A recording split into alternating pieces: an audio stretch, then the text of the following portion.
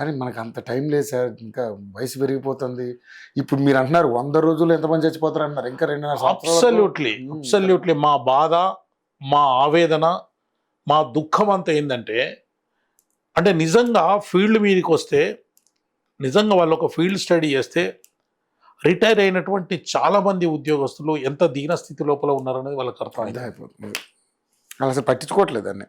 సరే, ఇప్పుడు నిజంగా నిన్న పేపర్లలో, టీవీలలో ప్రధాన శీర్షికలు వచ్చింది కదా సార్. ఇప్పుడు మనకి ఏం జరిగిందో, మోసం జరిగిందని క్లియర్గా మీరు స్టూడియోకి వచ్చి చెప్తున్నారు సార్. నిజంగానే మరి మే 4వ తారీఖున వాళ్ళు ఏదో కమిటీ అంటున్నారు.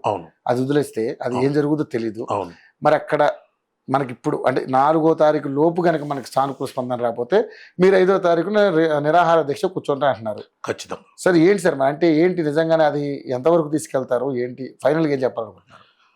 అంటే ఇప్పుడు ఈ ఈ చావులు సరిపోవు అని ఒకవేళ గవర్నమెంట్ అనుకుంటే, ఈ చనిపోయేటటువంటి చావులు ఈ యావరేజ్గా నెలకు 10 మంది ఎవరైతే చనిపోతుండ్రో, ఇంతవరకు 250-300 మంది చనిపోయిన చావులు సరిపోవు మా ప్రభుత్వానికి, ఇంకా ఎక్కువ చావులు కావాలని చెప్పని ఒకవేళ కోరుకుంటే అందరం కలిసి ఒకటేసారి 1000 మందో 2000 మందో ఆమరణ నిరాహార దీక్ష చేసి ప్రభుత్వాన్ని చల్లబరుస్తాం.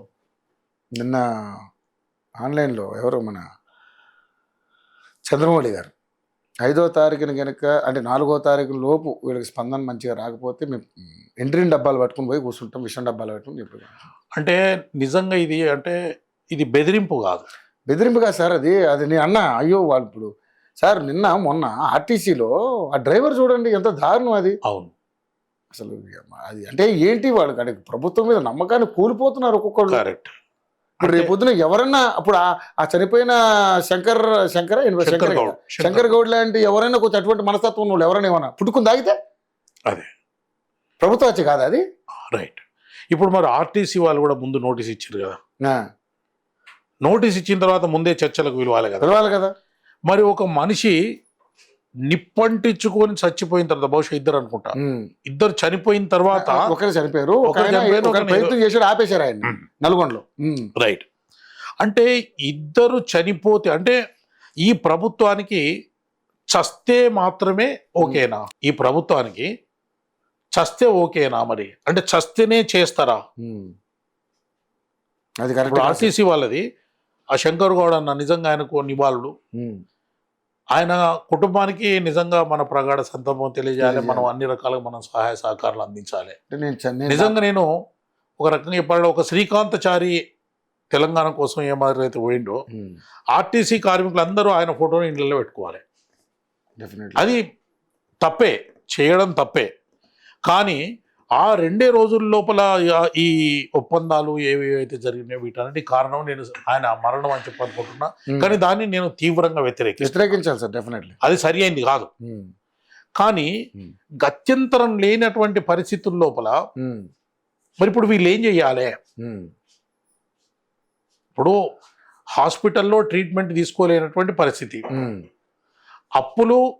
అప్పుల వాళ్లకు చెల్లించలేనటువంటి పరిస్థితి, కొందరు బిడ్డలకు అల్లుళ్ళకు వాళ్ళకు వీళ్ళకు డబ్బులు ఇవ్వలేనటువంటి పరిస్థితి, కొందరికేమో కొడుకులకు బిడ్డ నీకు బిజినెస్ పెట్టిస్తా ఏదో ప్లానింగ్ ఉంటాయి కదా సార్. డెఫినెట్లీ కొందరిని నీకు అమెరికా పంపిస్తా, ఆస్ట్రేలియా పంపిస్తా అని చెప్పని. అంటే నువ్వు ఒక వ్యక్తి వెంబడి కనీసం 5గురు డ్యామేజ్ అవుతున్నావు. నీ వల్ల నీ అనాలోచిత నిర్ణయాలు, నీ కనీస ప్రతిస్పందన లేకపోవడం వల్ల ఒక్కొక్క రిటైర్డ్ ఉద్యోగి వెంబడి కనీసం 5గురు నరకాన్ని అనుభవిస్తున్నారు. అందుకే నేనేమంటున్నా అంటే ఈరోజే ఇప్పుడు బట్టి విక్రమార్క గారి దగ్గర జరుగుతుంది. వారికి ఇప్పుడైనా ఒక మానసిక చలనం అనేది జరగాలి. ఇది సరి అయింది కాదు అని చెప్పని.